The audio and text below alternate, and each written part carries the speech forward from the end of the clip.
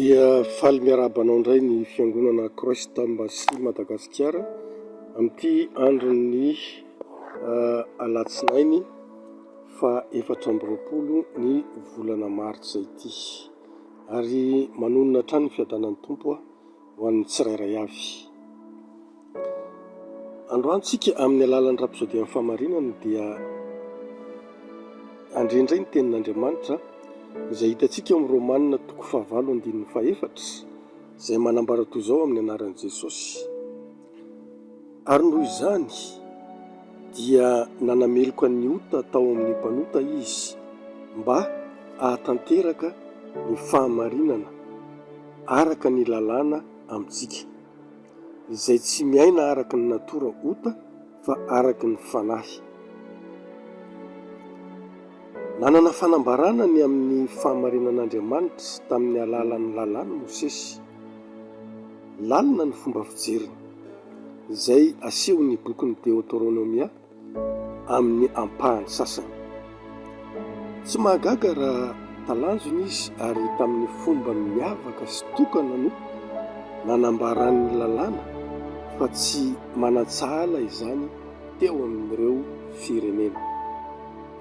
Ary iza ny firenena na dia lehibe azy no manana didy sy fitsipika marina tahaka izao lalàna rehetra izao, izay ataoko eo anatrehanareo anio. Hitantsika izany ao amin'ny Deutéronomia 4:9. Ary ao amin'ny Deutéronomia ihany 4:9 dia nanohina ny fon'ny Mosesy ny hakantony lalàna. Tsy mihevitra izany ho toy ny vesatry ny fitsipika tokony ankatoavina izany, fa taratry ny fahamarinan'Andriamanitra mahagaga. Nilaza tamin'ny vahoaka izy fa ny fitandremana ny didy no fahamarinan'izy ireo, ary ho fahamarinantsika ny mitandrina anaraka izany didy rehetra izany eo anatrehan'i Jehovah Andriamanitsika isika, arak'izay efa nandidihany antsika.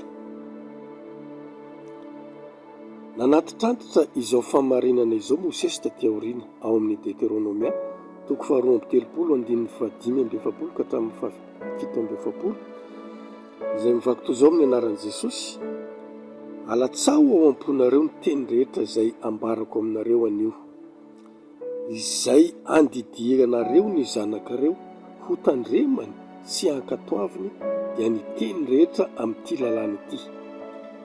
Fa tsy zava-poana ho anareo izany, fa izany no fiainanareo, ary izany zavatra izany no ahamaro andro anareo ao amin'ny tany izay efa hidiranareo ho lovana rehefa tafita any Jordana ianareo.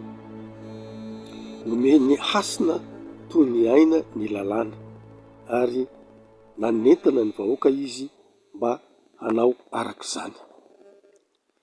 Ny testamenta vaovao dia manambara fomba fijery mitovy amin'izany.